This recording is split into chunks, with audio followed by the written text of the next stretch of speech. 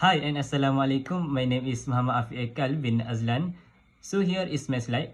I will present you all about the introduction to problem-based learning, or we call it as the PBL. And we also have the theories related to the problem solving steps in problem solving. And lastly, we have the example of the PBL. Okay, let's move to the introduction to PBL, or we call it as the problem-based learning. So problem-based learning is a process of finding the solution to an issue by using the effective beneficial tool or the behavior to achieve the goal. Program-based learning is an influential way for the inquiry-based learning, which students use an authentic problem as the context for in-depth investigation of what they need and what to know. In problem-based learning, the instructions are more to student-centered. The student learning centers on a complex problem that does not have the single correct answer. Students also work in a collaborative group to identify what they need to learn in order to solve the problem. This approach lets students to work cooperatively in groups, and they will communicate orally and lastly in written form. In problem-based learning, the teacher plays several roles include as the facilitator, lecturer, coach and tutor. So, how the process of the problem-based learning? There are four the process of the problem-based learning that involve, which are the critical thinking, scientific method, making decision, and lastly, examine.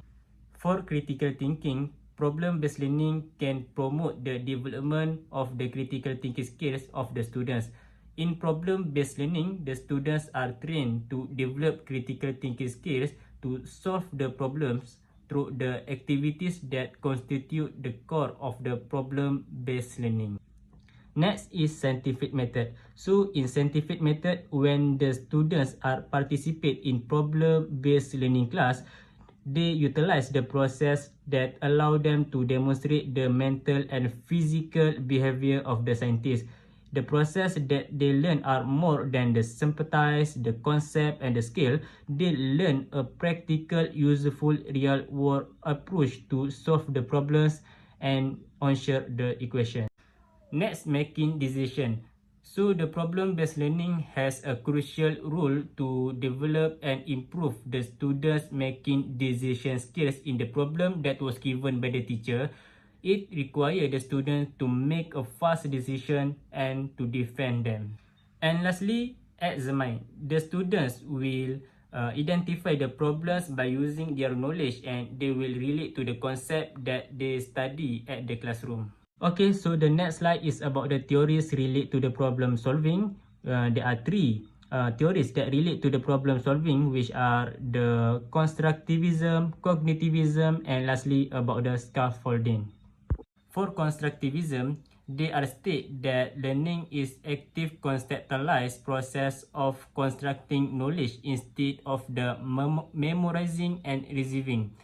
Constructivism concentrate more to how to understand, how to think. The students also use their knowledge to solve the problems because constructivism learning is transferable, and the constructivism also say the pupil can construct their knowledge, can construct their understanding of the work through the experience, the things, and they can reflect from those experience. Next, cognitivism. So cognitivism is focused on mental activities such as thinking, memorizing, knowing, and solving problems.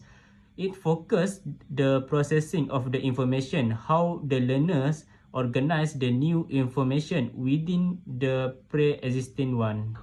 And the last one is scaffolding. Scaffolding is a method that helps the students to learn more by working with the teacher, or more advanced, the student can achieve their learning goals. It is clear here that the effect of the tutor is an important one in problem-based learning, and the tutor is well pleased to provide the scaffolding to the learners. So that's all from me. Thank you.